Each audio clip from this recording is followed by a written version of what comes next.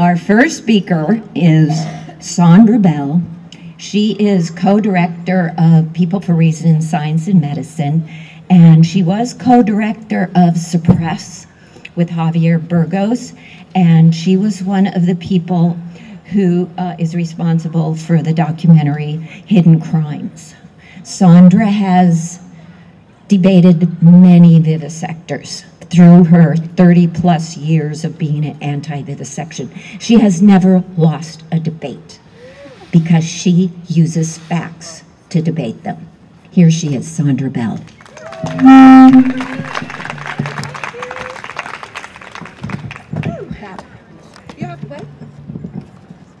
Just about that far. Can you hear me? Yes. No feedback? Good. Oh, I just ran to catch up with you guys. I was way down there, logistics and stuff.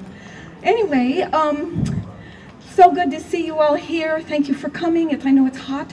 I'm not going to try to just give my speech without reading it today because too hot and we want to get out of here.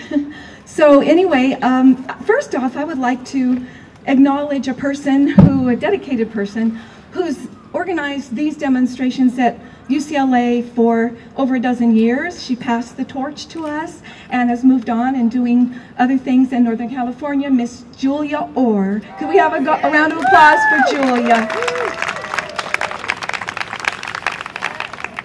Thank you.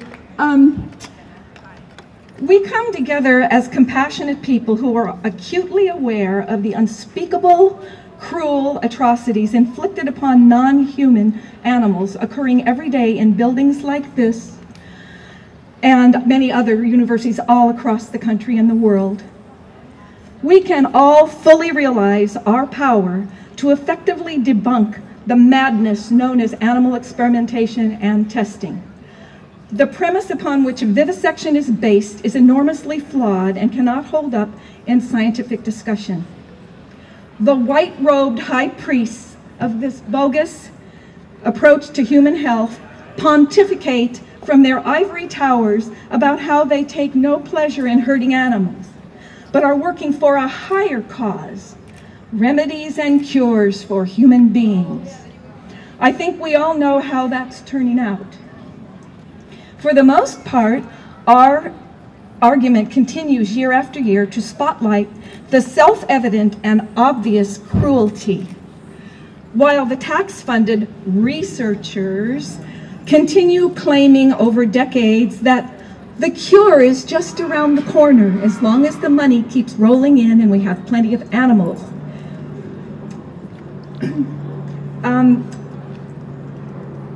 Let's see, where am I? Okay, they respond to our claims of cruelty to animals without animal tests. We cannot save baby Jennifer over here, pointing to a toddler. So we continue arguing apples and oranges over and over again, and whom do you think the majority of the population feel they need to listen to? Right, the ones who will promise a magic pill provided by animal tests to save them from the diseases they get from eating animals and continuing to pollute the environment. I would like to offer 3 scientific arguments against animal experimentations that can empower people, because I know it empowered me years ago. Points which cannot be refuted scientifically. I've seen many people come here year after year, and I want to make sure you get fed before you leave with things to use so that you don't feel, oh, these men in white coats are so scary and we can't say anything against them because or anything scientific against them because they know more than we do. Well, point 1, animals in laboratories are not normal animals. They are not biological models for members of their own species, let alone for humans.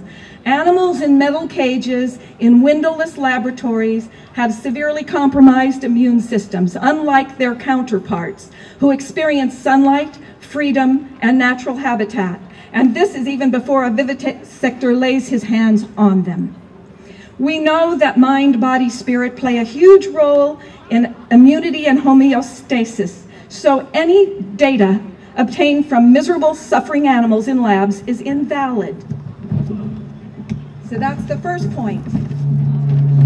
Second point, due to species specificity and even differences between individuals among the same species, data cannot be extrapolated and is useless because, as the vivisectors admit in their own medical journals, these are just animal tests, and we don't know how this protocol will affect humans or other species. As many of you know, drugs and procedures that don't seem to harm one species will do immense damage or kill another. Penicillin is toxic to guinea pigs, yet has been used successfully in humans. Even so, some humans experience various negative effects, including anaphylactic shock when given penicillin. Aspirin kills cats, and arsenic is toxic to humans, but not so much for rabbits and sheep. And the list goes on, and it's crystal clear that humans are the real guinea pigs, which explains why so many drugs, all tested on a wide array of animals with no visible side effects, are constantly being withdrawn from the market due to damage and death in humans. Animal experimentation and testing provides a legal loophole for the drug manufacturers and creates a false sense of security in the mass population. However, an increasing number of people are waking up and taking control and responsibility for their own health. Point 3, and my last point, degenerative disease has an intimate connection to the host body. Its causes can stem from poor diet, toxic environment, stress, and repressed negative emotions.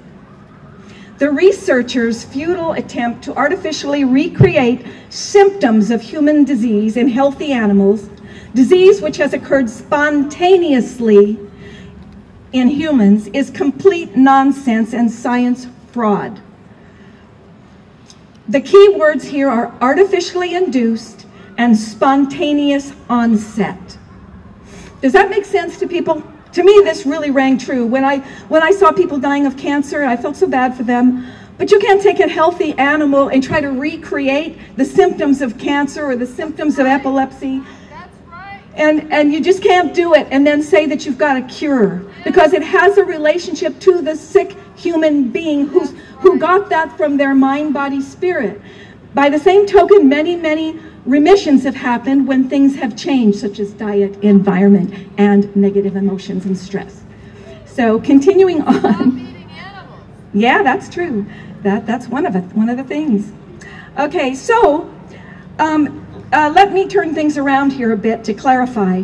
Not considering ethics or morality just for a moment, even though they're very important. And we do want to know what's going on in these buildings. We do want to know.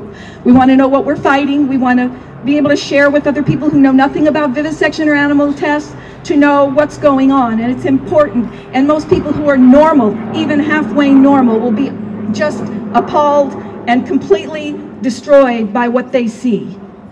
So putting that aside for one moment, just to give you for a pure scientific argument and logic, so that you have power. I want you to have power.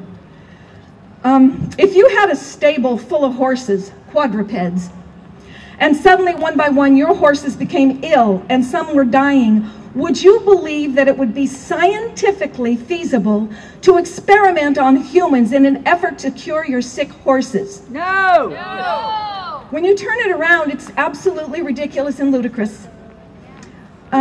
Okay. When we, let's see. I have one last little thing to say, because that's the end of point 3. And let's see here. I'm sorry I didn't memorize this. I didn't have time. Brainwashed by the biomedical, chemical, pharmaceutical, industrial complex, people abandon all logic due to the media hype and the television commercials. And if you listen to those pharmaceutical commercials on television, anyone who has their ear open will hear of all the horrible things that it does to you, these drugs that they're pushing. They are worse than the original problem. So listen to those pharmaceutical ads. It is our purpose here to instill in every anti-vivisectionist that we have the power to debate this issue without attending any medical school. It is not necessary to be familiar with each and every animal experiment because the entire thing is based on a false premise. We can subvert the dominant paradigm. Yeah! Inhabiting these hollow halls here at UCLA are present and future research welfare recipients. Some outright sadists who get paid for doing what they love. They receive automatically renewed government grants, wasting our hard-earned tax dollars on what we adamantly oppose. It needs to stop, doesn't it? Yeah! Thank you much. On to the next speaker. Thank you, Sandra.